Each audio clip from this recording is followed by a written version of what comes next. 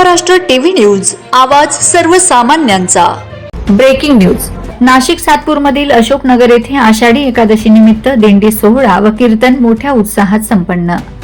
नाशिक सातपूर मधील अशोकनगर येथे सिद्ध हनुमान मंदिर मध्ये आषाढी एकादशी निमित्त दिंडी सोहळा व हरिभक्त परायण रामायणाचार्य भास्कर महाराज रसाळ यांची कीर्तन सेवा संपन्न झाली। यावेळी मनपा नगरसेवक व सातपूर विभाग सभापती समाधान भाऊ देवरे व सौ ऋषालीताई देवरे यांच्या हस्ते अभिषेक व आरती करण्यात आली व अशोकनगर मधील भाविक भक्तांनी महिलांनी मोठ्या संख्येने एकत्र येऊन या सोहळ्याचा आनंद घेतला। जणू काही अशोकनगर मध्ये पंढरी अवतरली आहे। त्यात फुगडी, रिंगण, विठ्ठल रुक्मिणी साक्षात प्रकट झाल्याचा अनुभव आला व नंतर सिद्ध हनुमान भजनी मंडळाच्या सर्व सभासदांनी सर्वांचे आभार व सत्कार करण्यात आले व नंतर सोहळ्याची सांगता झाली व त्यानंतर महाप्रसादामध्ये साबुदाणा खिचडी व राजगिरा लाडू वाटण्यात आले।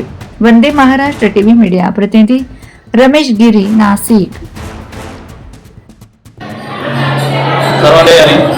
आज आषाढी एकादशी निमित्त सिद्ध हनुमान भजनी मंडळ यांनी जो काही आज विठ्ठल रुक्मिणीचा अभिषेकचा जो मला मान दिला, माझ्या पत्नीला प्रथम तर या भजनी मंडळाचे खूप खूप आभारी आहे।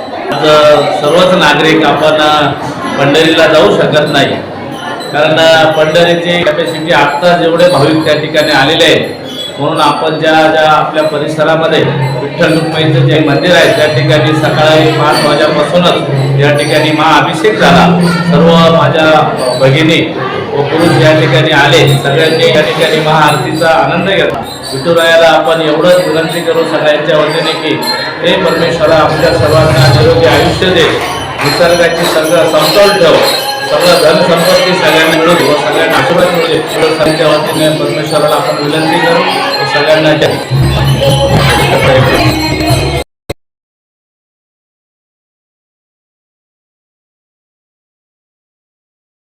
वंदे महाराष्ट्र टीव्ही न्यूज, आवाज सर्वसामान्यांचा। अशाच नवनवीन बातम्या पाहण्यासाठी आमच्या चॅनलला सबस्क्राइब करा, बेल आयकॉनला क्लिक करा।